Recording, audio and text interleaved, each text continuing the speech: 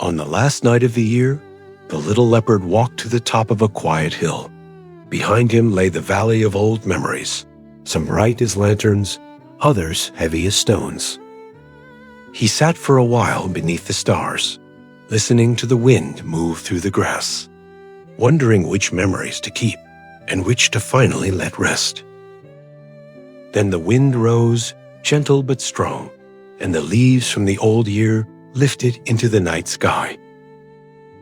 The leopard watched them dance, each one carrying a moment he no longer needed. He stood, took a deep breath, and whispered, "Thank you, but I must walk forward light." As the first light of dawn touched the horizon, he stepped onto a new path, paws soft on the fresh snow. And in that quiet moment he understood. A new year is not about becoming someone else, but about walking lighter, listening deeper, and carrying only what helps you grow.